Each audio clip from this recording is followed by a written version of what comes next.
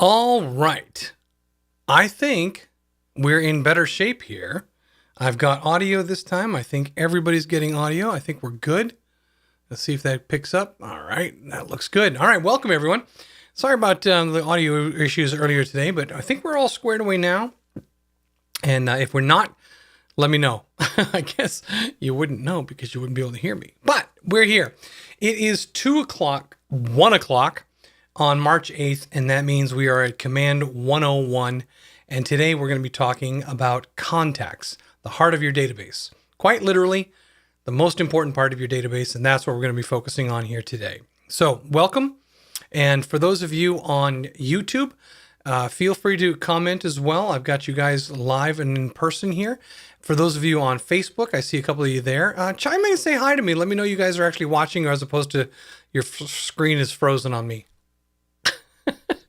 And for those of you joining me here in the Zoom room, if you're not in the Zoom room and you'd like to join me, it's kwtechtv.com. All right.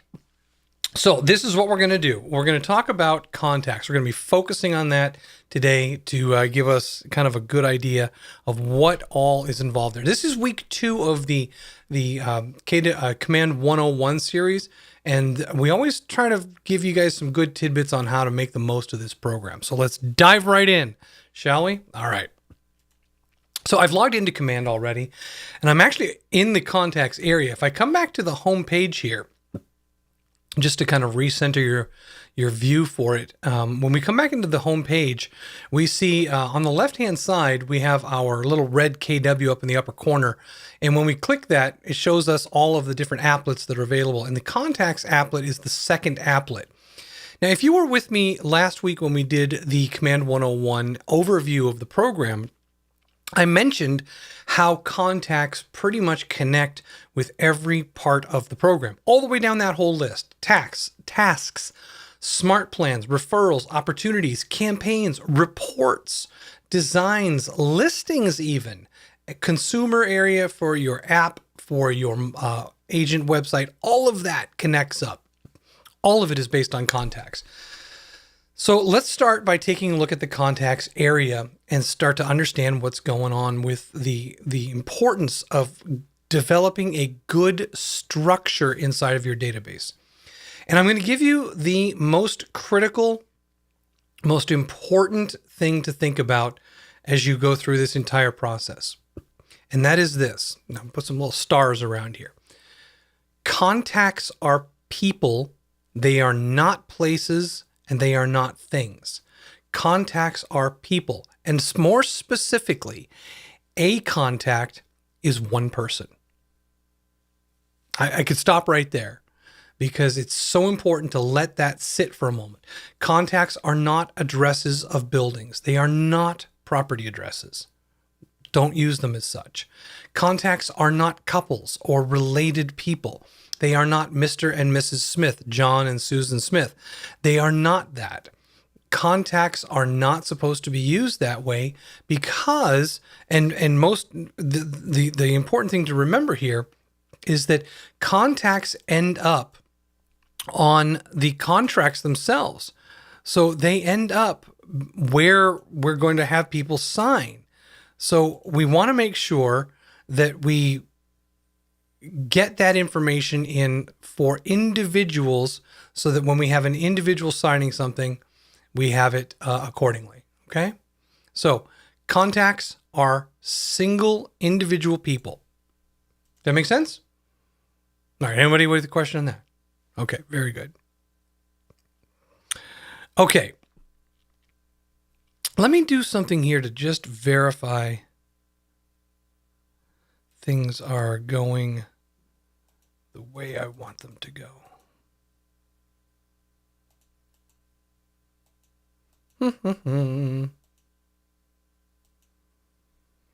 Okay. I think we are in good shape there. Alrighty. Let's double check one more thing. There we go. Okay. All right. So knowing that contacts are individuals and they're not places and they are not things, we don't ever want to see in here 123 Main Street. We don't want to see that. We don't want to see that across here because that is not how the process inside command works. So when we create a contact, when we hit the add contact button up in the upper right hand corner, we have a full name request here, and it is required. The full name of your contact needs to be, and whatever, is going to be John Smith. Okay. You can put a middle name in here. John Joseph Smith. All right. You can do that.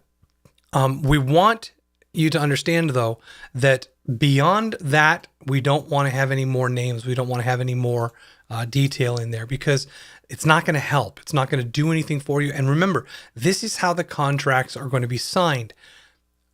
I'm going to make a very, very strong assertion/assumption here. We use the contacts to create the opportunities. And then with the opportunities, we use the opportunity to create the DocuSign room. And the DocuSign room uses the contacts that we've created to put the signatures on the documents. If you follow that straight line through, then you understand why this is so important. All right. Next up, we have the option of adding a relationship. Now, if we do add a relationship here, we're talking about either one of a dozen different types of relationships, all the way down to other. It does not necessarily have to be spouse. It can be any one of these relationships. We got brother, father, sister, daughter, sibling, parent, child, sibling of parent, child of sibling. We've got a whole bunch of stuff all the way down here, all the way down to other.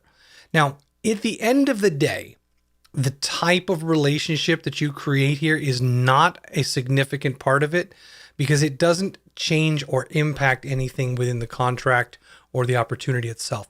However, it's good for you to know who these people are. You can have up to 5 of these different things. Okay. After the relationship area, we have the ability to put in a primary email, work email, or other. We have 3 emails types here, but we can have a total of 5 emails for an individual. We can also do the same thing for the phone number. We can specify what type of phone number it is, but we can have 5 of those. So without going into every nuance of the different fields here, just know this. The more information you put into this area, the better it is for everyone, everything, everywhere down the line. So make sure you fill this out as completely as possible. And we're going to show you in a moment where all of these fields come into play and what they do. I don't like the dialog box to have the discussion because the dialog box can get a little bit confusing. So instead of that, we're going to jump into a specific contact. So I'm going to go down here and I'm going to jump into one of my contacts, JMA. And I think, there we go. I think what we got for 100%. Okay. We have in this contact, Jackie Astuto, we have last reached out to this contact 10 days ago. That's the last communication with this contact. And then we also have down right below there a contact health score. So I'm going to jump over here. I'm going to open up the kwanswers.com. So answers.kw.com. And I'm going to put in health score. Health score. Okay.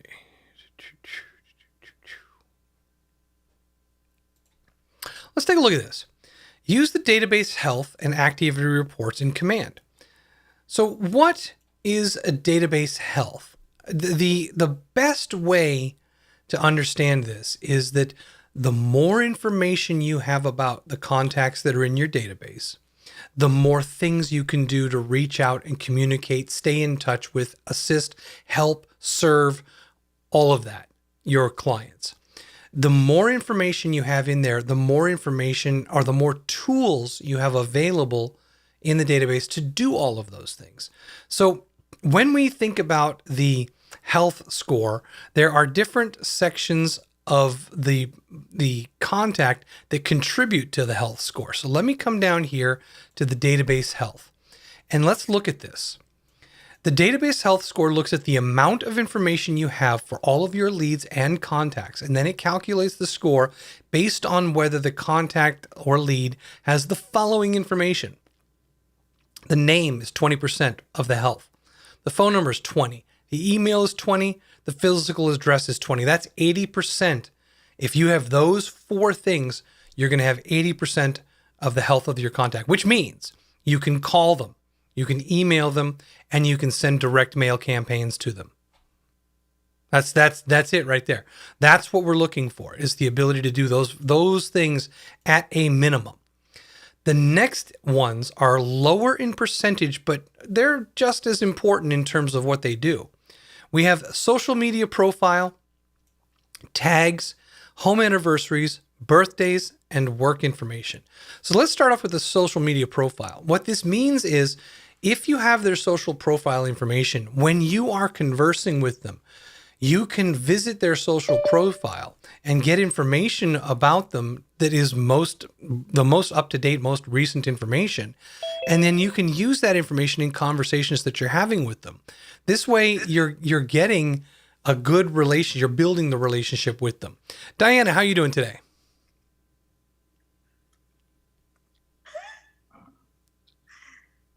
I just lost Welcome. lost the audio. Am I with you there?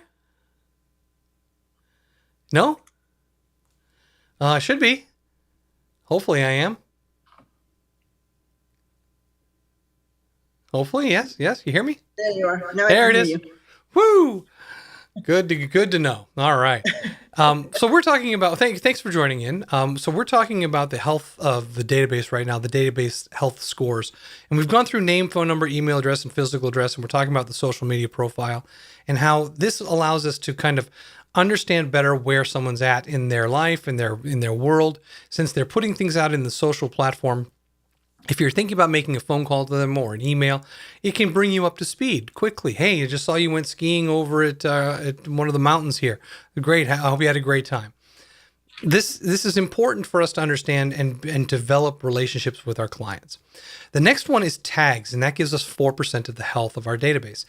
Tags are how we organize our contacts into groups for marketing purposes or for, at a minimum, keeping in touch and the touches that we do. So tagging your database is an important part of keeping it organized as well as reaching out to them. And at the 3 o'clock hour today, we're going to be doing a class on tags.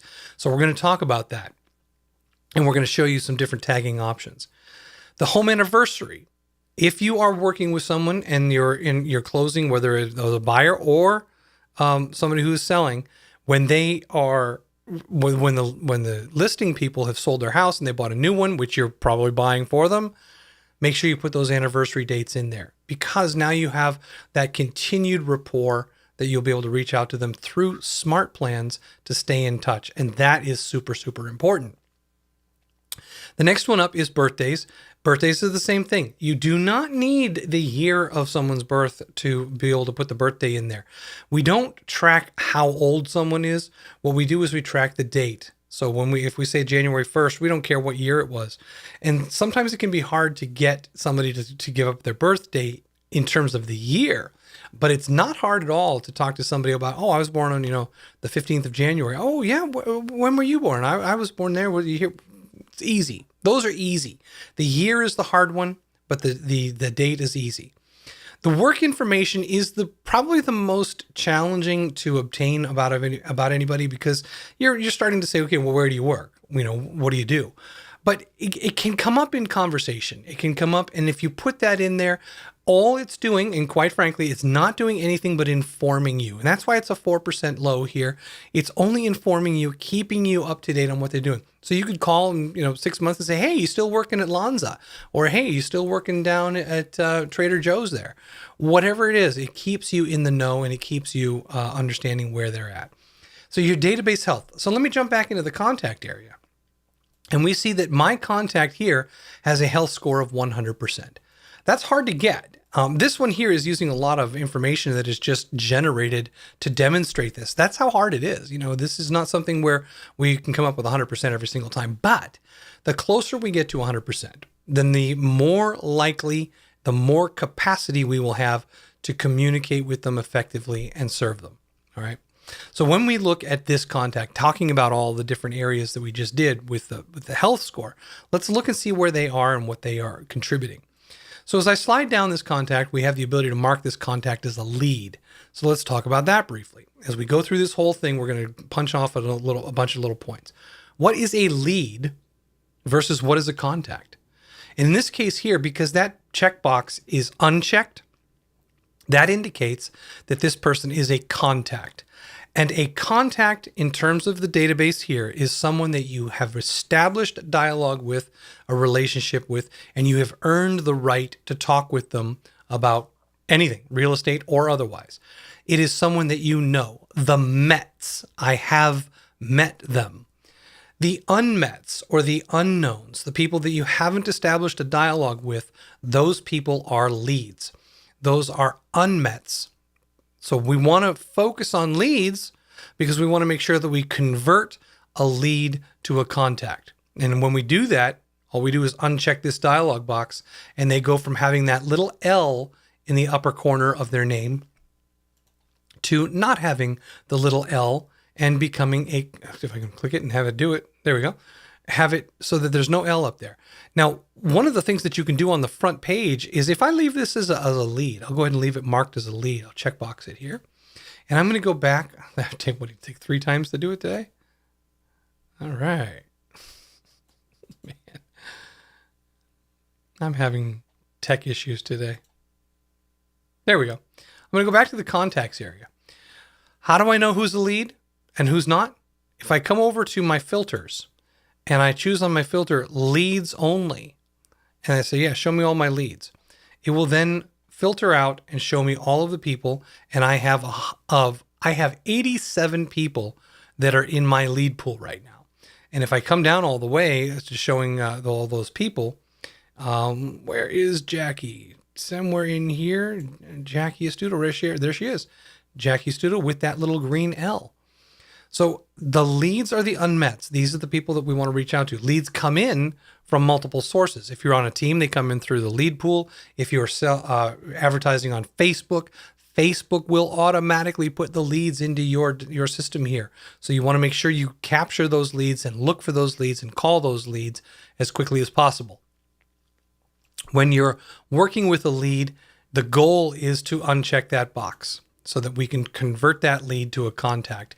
And when we're doing that, we're engaging with them and we now have information. For example, we're going to know a little bit about them. Where did they come from? We're going to tag them according to where they came from. Did they come from a Facebook ad? If so, we want to tag them with the Facebook ad. Maybe the ad was for 123 Main Street. So we would have a tag created for 123 Main Street that shows us all of the people that came to us as leads from that tag, from that Facebook ad. We would want to make sure that we run smart plans on those people based on these tags. Maybe you're going to run a smart plan for all of your friends. Maybe you're going to run them for your past clients.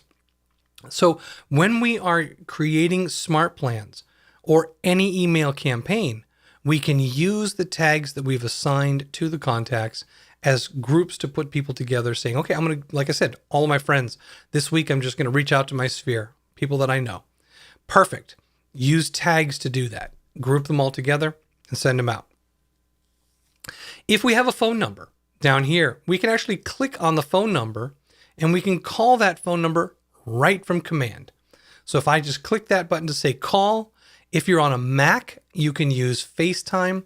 If you're on a PC, you can download a dialer program or forget that and just pick up your phone and put the number in the phone, make the call, but then log that information about the call to this timeline by clicking add to timeline, and it will log that call to the timeline so that you can see it later. Okay. So additionally, you can make notes about that. So if you're doing some interaction with this person and you want to, you're talking on the phone, you want to make some notes about it, you can do that. You can use that tool to make a note or information about that call. The other thing that you can do is if you have set up Twilio, Twillio, you can actually send a text directly from this dialogue to that person from your database. Say, hey, I was thinking about you today. Hey, did you see that house on 123 Main Street came available? This is excellent. You could even include images. You can browse for files. Maybe you need to send them a document. Maybe it's not something we're talking about, a signature or a legal requirement, but maybe you want to send them information that they asked for. You can do that via text message. So that is a great tool. Let me show you here. Let's see if I bring in, what have I got over here on the right-hand side of my screen that I might be able to bring in there? I have nothing. Yeah, no, I do. I got a little thing here. I'll bring this in and I'll drag in a little Happy St. Patrick's Day image. And by doing that, I can send that text on over using Twilio right from my computer. And I got to tell you, I don't know about you guys, but I type better on my computer than I do on my phone. And you've seen how bad I type on the computer. So use this tool if you want Twilio. Twilio is about $3 and change a month. It's not required. It's just a suggestion. If you're going to use it, it's a cool tool. The next thing is for your email. If you have an email, you can send an email directly from command by using that email, and then it will automatically open up a blank email, which you can send out by just pasting in the name and the email of that person and typing in hello. Yeah, my God. See, I told you. So there we go. So I send that, boom, it goes out. And then in a little while, that email is going to show up in the timeline for you sending that email. You can see here's all the past emails that I've sent through the automation system. This is a great way to make sure that you're logging your transactions, your interactions with these people. And remember, we're not talking yet about even dealing with opportunities. All of this is going to come into play, obviously, when we have an opportunity, but we're just talking about getting to know and staying in touch with people. So the contacts now, so far what we've covered here is the name and the information, the tags, phone numbers, and an email. That's going to be 80% of the work that you do is going to be off this top area here. The next set of information down below here is your neighborhoods. Lots of questions on neighborhoods. Number one, who defines the neighborhoods? Nextdoor.com. Nextdoor.com. We partner with them to get the neighborhoods. Now, the reality is that in New England, neighborhoods are a little bit of a challenge. Neighborhoods are a challenge because the problem is that we're kind of rural out here. So we don't necessarily have all of the different compact neighborhoods like you would find in a city. But within the cities, we do have neighborhoods. And if you do find that there is no neighborhood in the area you're looking for, you can still use zip codes. But what are we doing with neighborhoods? What is going on? All right, so you're in a conversation with someone that you have met. So there's someone that you know. And they talk about, oh, I love down at Atlantic Heights and Spinnaker Point, Osprey Landing, Cuts Cove. That area, it's so close to right downtown Portsmouth. I just love it. Maybe someday we'll get a place down there. Well, light bulbs going off. You make sure that you have their information in your database, and you come in, you run home, and you set up by adding a neighborhood and finding that neighborhood based on 03801. We'll say we're going to look in the Portsmouth area here. So Beachstone, maybe Spinnaker Point. There's Spinnaker Point. Springbrook, maybe they're interested in Springbrook. You can add the neighborhoods that they're interested in moving to, and then set them up on nurtures. Now, this might be something very casual, maybe once a month, where you're going to send a little email out to them and say, hey, I know you were talking about Spinnaker Point. Here's some of the places that are coming up in Spinnaker Point, some of the places that are available, just listed. You can now initiate conversations about locations because you took the initiative to let them know what's coming up. Now let's take neighborhoods one step further. let's say you are working with someone and they're going to buy a house down in Atlantic Heights. Maybe they're selling a home over here in Nottingham, in my neck of the woods. Don't forget to add where they currently reside to their neighborhoods while you're working on the places that they're going to buy elsewhere, because this gives them an idea of what the neighborhood that they currently live in, the prices of homes are. So they're getting the current market value of homes around them. And that will give them an idea of what's selling, what's moving, how quick it's happening, what the prices are. All of that stuff is power in their pocket to help them sell their home. And then, of course, now you've got the neighborhoods that they're interested in. So they should have a minimum of 2 areas, where they are and where they want to be. So the neighborhoods themselves, this is part 1 of connecting them to the smart plan for neighborhoods. Number 1, you got to have a contact. Number 2, you got to have an email for that contact for this to work. Number 3, we need to add some neighborhoods. And again, now you know the rules. Add 2 sets of neighborhoods, where they are and where they're going. And number 4, when we go over here within the contact, we're still inside the contact now, right? Over on the right-hand side in the activities area, there's a section for smart plans where we can add this contact to smart plans. Now, if you have not done this before, you will still need to do a kind of an intermediate step, which is, do you have the neighborhood nurture smart plan installed into your smart plan applet? And if you do not, we can make that happen to make it so that you have that nurture program available for this moment, where you go to smart plans and you say, add this person to the smart plan for neighborhood nurtures. So let me search for my smart plan, for my neighborhood nurture smart plan. And what I get is my monthly neighborhood nurture smart plan. Now that's the one that I have. There's actually a couple: bi-weekly, weekly, neighborhood nurture plan, monthly. So there's different neighborhood smart plans that you can get and download it into the smart plan area. And once that's done, then all you do is say, put this person on that smart plan, start them now, confirm this, and they're going to receive information about the areas that they live and the areas that they're interested in moving to. Click on confirm, and out it goes off on your way. Okay. Now, in a few minutes, Jackie Astuto is actually going to receive that smart plan and get notified of the neighborhoods that in question here. So there's like 5 or 6. So let me prove it to you. Let me show you by opening up Jackie Astuto's email. So here's Jackie Astuto. There it is, opening up. And let's see. That's just the hello one that I did a few minutes ago. So we're going to come back here in a few minutes and check it to see when that smart plan starts arriving in that person's inbox. So we'll come back to that in a minute. All right. So in the meantime, let's go back over to our database and talk about some of the other things that we can do. In the neighborhood area, we can not only just arbitrarily pick a neighborhood by typing it in, we can also locate an area by using the map tools. We can also preview what they're going to see when they receive that email in that particular area. And right now here it is Durham neighborhood. Atlantic Heights is right here. It slides over and shows all the things going on there.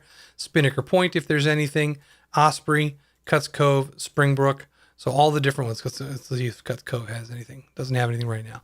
But it will show them their neighborhoods, and it will show them what they've what's available.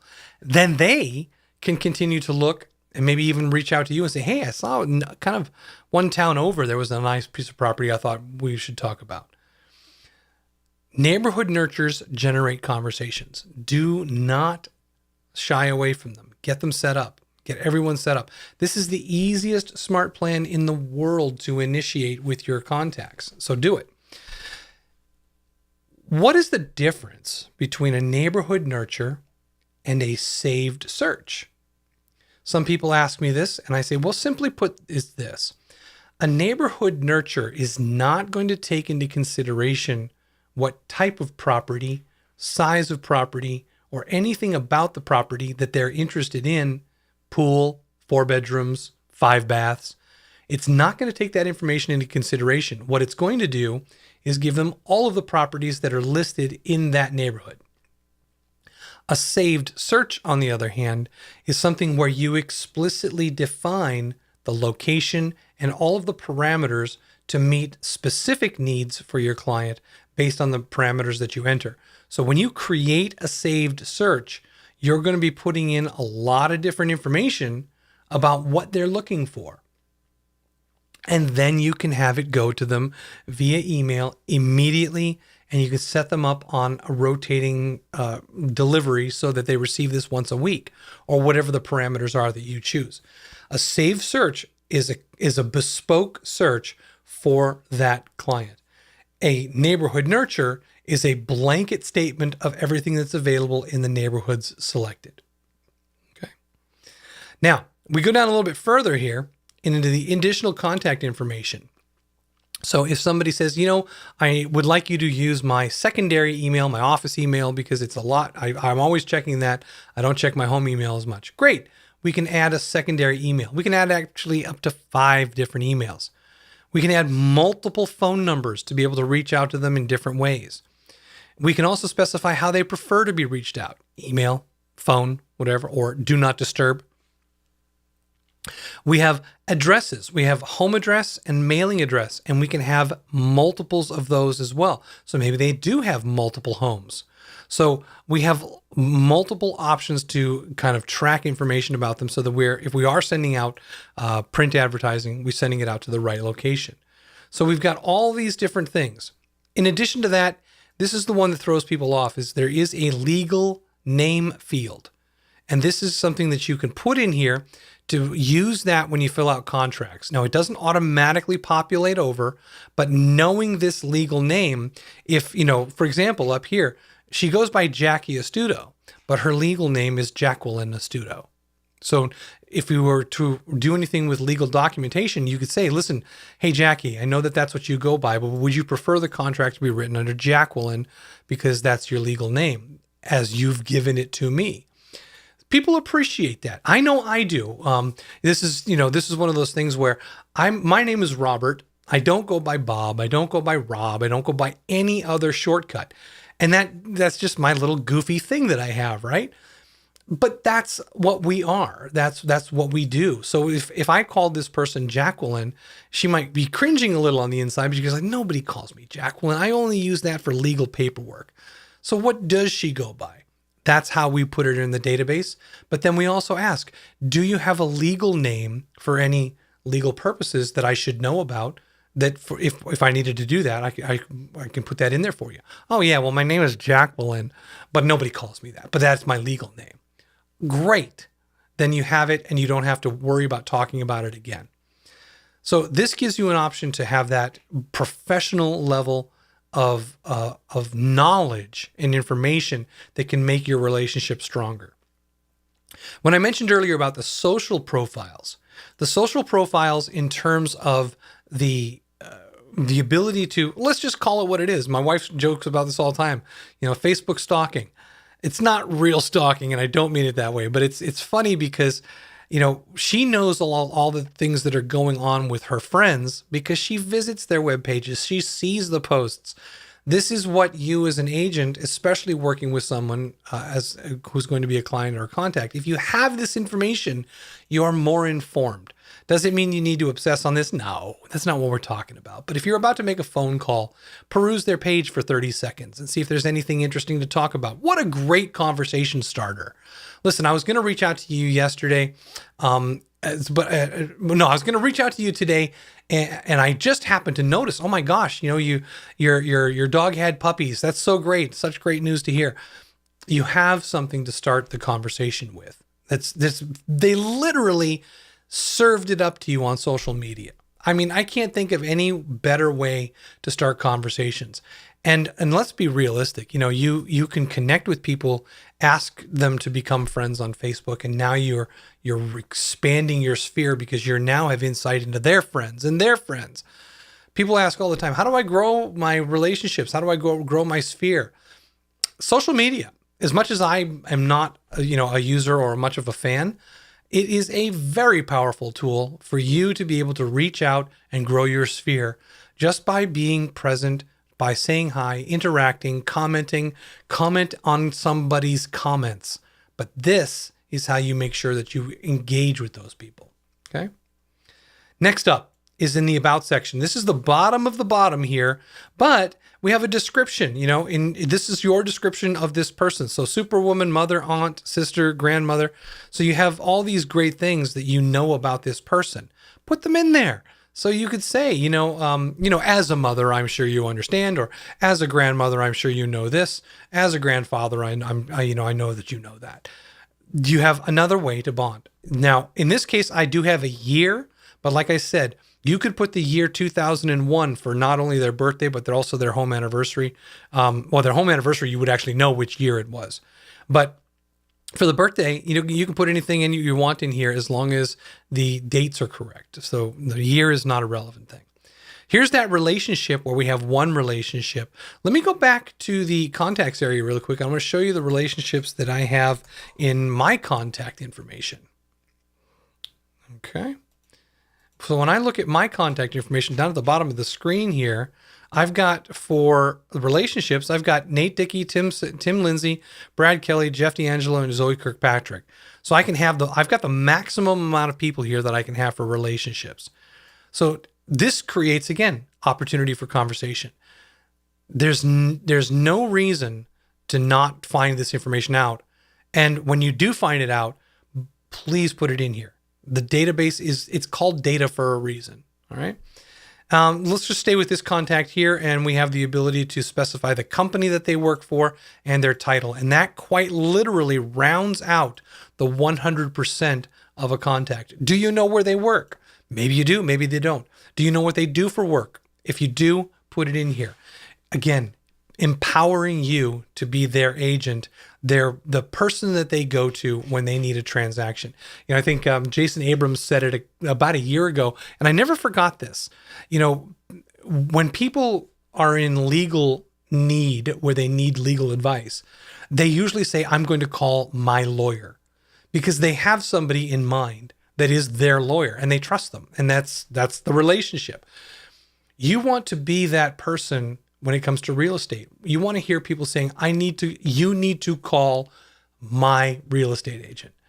This is the information. This is the relationship management part of a CRM that makes this all work for you.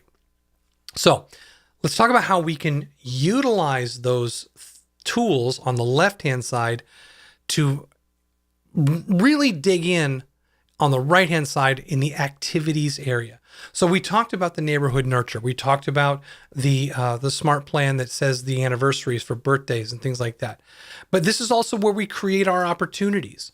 So we generate our opportunities for our contacts from this screen. So when we generate that, let me go back to Jackie's account here for a second. There we go. So we are going to log all of our opportunities for our contact. From this screen, we create the opportunity. And when we do so, we can select the opportunity type and boom, it knows who it is. It knows who and what, and all we need is the where. So 123 Main Street, and we're good to go.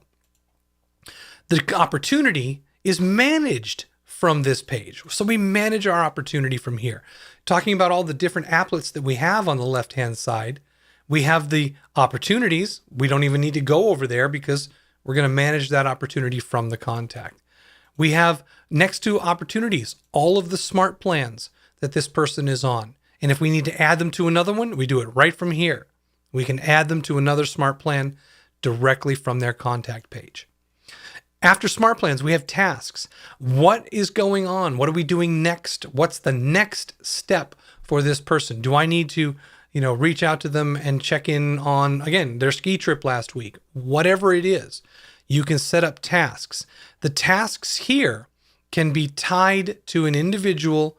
They can also, through opportunities, be tied. And one of the nice things that's coming down the pike is, I was speaking with Texas last week, and one of the new features in tasks is unification, where we're going to be able to have opportunity and contact tasks all singly managed as opposed to it's a little bit bifurcated right now, but we will be able to manage them all in one place. So tasks, managing them from here, making notes, keeping track of the conversations that you've had. The notes all fall into the timeline. They go right along with the emails, the opportunities. It's a very, very powerful way to make sure that you never lose a sticky note. And I tell all the new agents that I work with when we're getting set up into their systems, I let them know, hey, start using the notes area right away by putting the questions that you have for me in the notes area. And I'm hoping to promote with that not only are you putting the questions that you might have for your technical trainer, but go ahead and put in the questions that you might have for your contacts. Hey, I want to talk to Jackie about the ski trip last week. I'm not going to call her today. It's not on my schedule, but I'm going to make a note. Hey, don't forget to ask Jackie about that. Predetermine what some of the conversation starters are going to be for your contacts. And you will find that calling them is no longer a point of, oh, I got to call so-and-so. You're trying to get to the message. Hey, I got a thing about their trip. I want to talk to them about that. And that's the relationship building. Notes are incredibly powerful. It is so underrated because how many of us take notes in arbitrary ways all over the place? We talked about it a little bit this morning in the quick start, where we were joking about my goofy note-taking methodologies. I use these rocket books, and I'll go ahead and promote them one more time. I got a stack of these things here. So what it is Rocketbook is just it's a piece of paper that's got it's like almost like a plasticky piece of paper, and when you write on it, you can scan it in and send it directly to any of your emails, your note areas, whatever you do. And I go through these things, and they're erasable. You can reuse them over and over. I use them for doing pretty much everything in my note taking. And what's great is you can email them and put them in with your contact information. So yes, I'm using something physical because I write faster that way, but then I just send it digitally to where I'm going to be able to connect it to this person. And here's the methodology that I use. You'll notice that the notes area doesn't have the ability to add files, digital files or otherwise. So I made a little bit of a hack so that I created in my Google Drive, I have a folder on my Google Drive called Clients. And each client folder has one client name inside, and that there's a folder for that client. So when I create that folder, I add the address for that folder into Command, and then I create a link to it. And this is Jackie Astuto's Google Drive folder with all of the contact, all of the notes, all of the Excel files, all of the things that I've done with this contact in one place. It's not in Command, but it's accessible and directly connected there. So you can do this with Google Drive. You can do this with Dropbox. I also use Trello, which is a project management tool. And there is also a DocuSign room. You can put your DocuSign room where all of your transactions for this person are, and then just immediately jump to that DocuSign room. And here it is. This is the DocuSign transaction that I've been working on with Jackie. Diana, what's your question?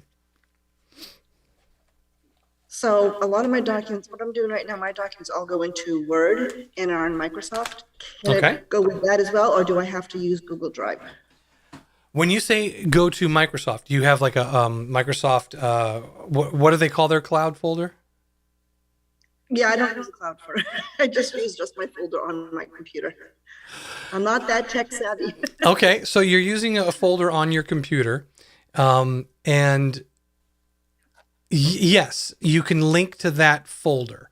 So you could create a folder on your computer, and in Windows especially, you know, at the top address bar where you have inside your Finder or your folders window, you can put that address that you see there and put it into the same place in Notes that you put here. So you could put that as the address here, and you'll still be able to right click and go to it, because as far as the computer's concerned, it's just an address. Okay. Okay. All right. So yeah, you can absolutely do that. So I got to tell you guys something that's cracking me up here. We're on YouTube right now. And for Polo Rolf, who is someone who is trolling on YouTube right now, I'm going to make him what he wants, a little bit of famous. He has just told me to shut up. No one is watching me, and I am talking to myself. And as he probably thinks that I'm insulted or hurt by this. I don't know, it's probably a bot for all I know. But you know what's awesome about that is they took the time to do it. So clearly they're wrong. Somebody was watching at that moment, and they are there. So, hey, Polo, thanks for joining me. Thanks for joining in. I'm glad to have you here. Stick around. Feel free to heckle all you want. All you're doing is raising my subscription numbers. Thank you, buddy. So if any of you are headed over YouTube, tell Polo thank you, because I appreciate that. So yeah, that they don't hurt like I think he wants it to hurt. So getting back to using this as a tool here, the notes area is so important, because if I could, like I said, if I could convince you guys to do one thing, keep your notes here. Now, for you, Diana, the notes might be physically elsewhere, but if you have a location that pretty much is set, a Google Drive folder for a particular contact, that's a nice specific area. As you transact with this person, if you always put your notes there, then if you link them here in command, you can get there. So you're using one tool, but you're using this tool to manage it, and that's powerful.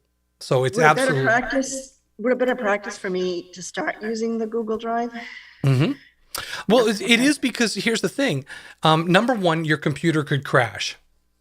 Okay, let's just say what could happen. Google Drive, they might be down for a few minutes, but I have a good feeling that Google Drive is not going to be down for long, or they're not going to crash. Which means by putting them into a Google Drive, you have the ability to store them in a place where you know that you can get to them no matter what computer you're on, especially if the situation is, I got to get this file off of my computer and I got to get it to them right now. And my computer just died. So whether you use one of Microsoft's online tools to do that, whether you use Google Drive, Dropbox, Box, there's a dozen of them. I think that for me, and I can speak specifically and personally, this is an 8 terabyte hard drive that is going to cost me over $1,000 to get the data off of, because the drive died. It's 8 terabytes worth of data on here. And I'm saving up my pennies and looking in my couch every week, because the amount of money it's going to cost me is ridiculous. And it's my own fault, because I didn't back it up elsewhere and I didn't have an online storage for it. So keep it on your drive? Sure, you could. Okay. But it's smart to have it all together in the Google. Yeah. And Google is literally free. So I think you'll be fine. Okay, so a lot of little things there to kind of help you with that. All right. Now, we talked about the saved searches, and that's the last thing over here. But I want to go backwards through the activities area here and remind you that the timeline itself. Oh, hey, look, there's that monthly neighborhood update that we said that we were going to send out. That's perfect. Now we know that she received it, and what we can do is, I'll go ahead and do it now. I'm going to go check that email all the way back to that monthly neighborhood nurture. And here it is. Robert sent you a monthly neighborhood update. Nice, branded with me. It's got my nice look and feel on it. Here's the neighborhood trends for Durham, the different areas, Spinnaker Point, each area, and the houses in that area, plus a little closing here, and a download my app and a link to my website. Awesome. So all of that beautifully laid out happened because we just added some neighborhoods and said, hey, put them on the nurture plan. Now that same email is going to go out in another week Actually, this one is a monthly. I put them on. So that's the monthly. But we have the bi-weekly and otherwise. There you go. Okay. All of that. We also have the ability to do something really cool here. And what I'm going to do is, Diana, do you have in your contact database, do you have my information and all of us here at the Market Center's information? Alana and Jeff and Nate and all the people. Do you have that all in there? Yes, because you forced me to do that. So here's what's cool. So I won't send it to you, but anybody in your database, if you come over here to the right-hand side, you can share that information with another person anywhere inside of our Market Center. So by clicking this button, you can share, make a copy and share, select who you want to send it to, and then just put that name in there and then send it on out, and they will get a copy of that information. Contacts. Why? Because now maybe you're talking about a referral. Now, in my case, I'm talking about giving you a directory of people at the Market Center. But remember, when you are working with your contacts, if you need to refer someone out, you can do that directly from this screen here. You can do it directly from this contact. This works with the referral network as well. So if you're going to the referral network and you wanted to send a contact out, you could send it out to anyone in your referral network, or you could find someone in your that isn't in your referral network, add them to the referral network, send it out, or even do a shotgun where you send out a referral to several agents in a particular Market Center to find out who's going to grab it first because you've got somebody who wants to buy a house in their neighborhood. Contacts are everything when it comes to this database. So make sure that you take some time to really examine what the contacts can do for you and fill out the information as thoroughly as possible. All right. So I'm not going to beat that dead horse. You guys get the idea here. There's so much to think about. If you have any questions, please feel free to reach out to me. So do you have any questions for me, Diana? Not at present. Okay. So I'm hoping maybe Polo over there and YouTube has a question for us, but I doubt it. And if he did, he probably wouldn't know what he was talking about anyway. So we're going to go ahead and let you go here. I hope you guys have a great rest of your afternoon. If you're not going to be joining me for the 3:00 hour, when we're going to be talking about tags. So we have our tags in the database. We talked briefly about that. We're going to go into that in detail today because it's all tied to the class that we're doing on Friday for smart plans and marketing. So we're going to have Alana, myself, and Zoe. We're going to be in office. If you haven't come to the office in a while, we haven't done a class in person in forever. So we're going to be doing one on Friday, and we're going to be hopefully having you guys come in, sit with us, and learn about tags and smart plans and all about that good stuff. But smart plan tags are at 3 p.m. We'll see you guys in a little bit. Diana, thanks for joining me here. We'll talk to you guys soon.